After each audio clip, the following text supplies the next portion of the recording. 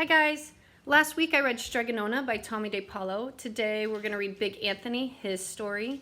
Big Anthony was the character in Stregonona who got pasta everywhere in the town of Calabria.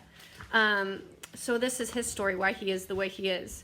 My kids want me to tell you that we are from Calabria. We're Italian, and our great-great-grandparents were from Calabria as well, a little part of Sicily, an island off of Italy. So here's Big Anthony.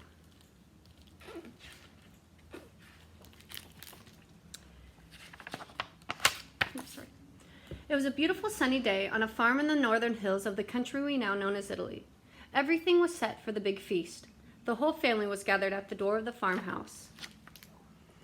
"Here comes the bambino, zia Rosita," the aunt called out. The godparents carrying the fine baby boy walked out, followed by the beaming mama and proud papa.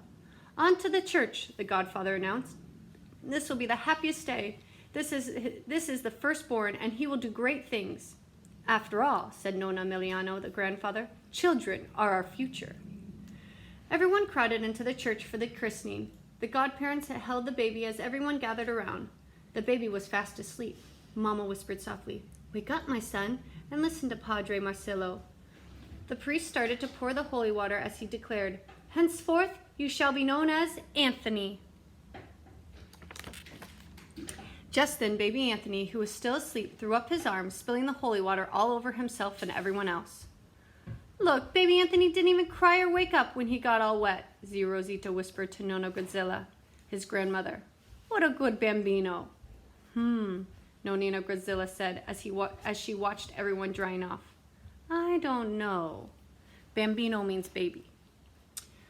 On little Anthony's first birthday, there was a feast of all feasts. In the shade of the olive grove, the family and friends sat at tables piled high with food. On a square table was the birthday cake. Papa stood to give the birthday greeting. "Sit quietly, my son, and listen to Papa," Mama whispered to little Anthony. Papa began to make a speech. It was a long speech. "And now," Papa said, "happy birthday to my little son." But little Anthony was nowhere to be seen. Suddenly, there was a loud crash. Everyone looked around, and there was little Anthony, covered in cake. Said Nonna Grazilla. "Little Anthony may be a bit of trouble." Little Anthony began to grow. "He's going to be a big boy," Nonna Emiliano said. "He takes after my side of the family."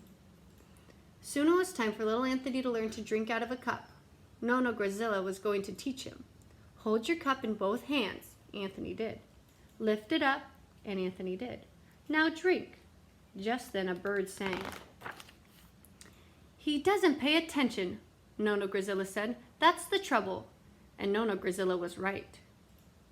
Every year little Anthony grew taller. Soon he was big enough to help on the farm. "Here's a basket, Anthony. Go to the garden and pick the lettuce, the way I showed you. Then bring it to me in the kitchen." Mama told him. "See, Mama," Anthony said, and Anthony did. "Oh, Anthony," Mama said. Now Anthony was old enough to go to school. Anthony loved school, but the teacher kept saying, "Attenzione, Anthony. Please pay attention." Because Anthony was the tallest boy in class, the teacher asked him to stay after school one day and help tidy up the schoolroom. "Anthony, would you please put all those books up on the shelf? Well, we'll put the other things away when I come back. Are you paying attention to me, Anthony?" "Ah, si, Professor. Up on the shelf." Anthony did. He put all the seats up on the shelf, not just the books.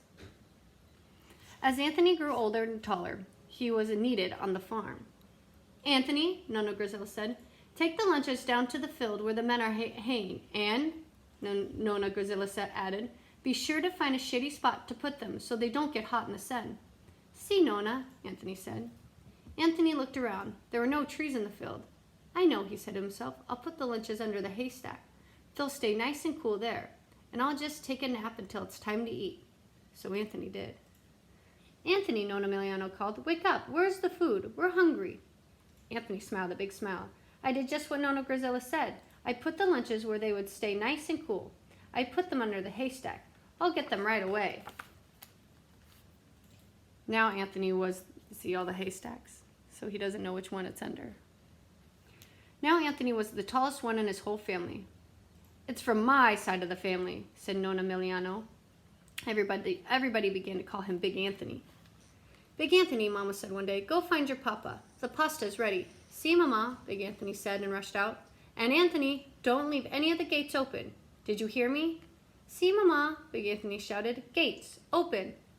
And Big Anthony did. He let all the sheep out. He left every single gate open. That's it, Papa said. It's time for Big Anthony to go out into the world and earn his fortune. Before he ruins ours, Nonna Grisilla said. Big Anthony, good luck, the family called as Big Anthony set out on his journey. Down the highways and byways, Big Anthony strode south, whistling a happy tune. The whole world was ahead of him. How excited he was. He walked and walked until the sun set. He arrived at a town called Pisa. It was too dark to go any farther, so Big Anthony found a wall to sit against. He opened his sack and ate a supper. Before he knew it, he was fast asleep. The birds woke him at dawn. He stood up, stretched, and opened his eyes. What he saw shocked him. I must have leaned too hard against the wall, he said to himself, but I can fix it. And he rushed away before anyone was awake. Off he went down the road, pleased that he had fixed the tower. The Leaning Tower of Pisa is a landmark in Italy. Soon he came to a place called Franze. Franze was filled with art. So Big Anthony got a job with an artist. Now, Anthony, the first thing I want you to do is to make the paints. See these colored powders? Mix each one with water and put them in jars. Do you understand? Si, Mastro, said Big Anthony. Let's see, Big Anthony said to himself, after the artist had left the room. I have to mix all these colors with water and put them in jars. So Big Anthony did. He turned them all black. You ruined my paints, the artist shouted. You're fired. So Big Anthony traveled on until he reached Roma. Big Anthony had never seen such beautiful buildings and so many churches. Soon he came to a toll bridge that crossed the river that ran through the middle of the city. 2 coins, please, the man at the bridge told him. I have no money, Big Anthony said, but I'm here to get a job. If you let me cross, I promise to come back and pay you.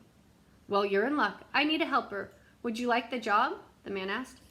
Si, answered Big Anthony, looking around. You must collect a toll of 2 coins, the man said, but not from the cardinal. Are you paying attention? Oh, si, Big Anthony said, from the cardinal. All day Big Anthony let everyone go across the bridge for free. Then up to the bridge came a long line of altar boys and priests, followed by the cardinal. Big Anthony let everyone cross without paying.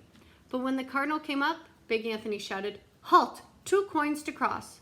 But I am the cardinal. Sorry, cardinal, but you must pay. Everyone else could cross for free, but you must pay. My boss said so. So Big Anthony left Roma, headed south until he arrived at Napoli. Luck was with him. No sooner had he walked into the city than Big Anthony got a job as a waiter. Be sure to pay attention to the orders so you give the right food to the right customer, the owner of the restaurant told him. But Big Anthony didn't pay attention. I didn't order the eels. I hate eels. Where's my pizza? Waiter, you gave me zuppa. I ordered pasta. Out, out, the owner shouted.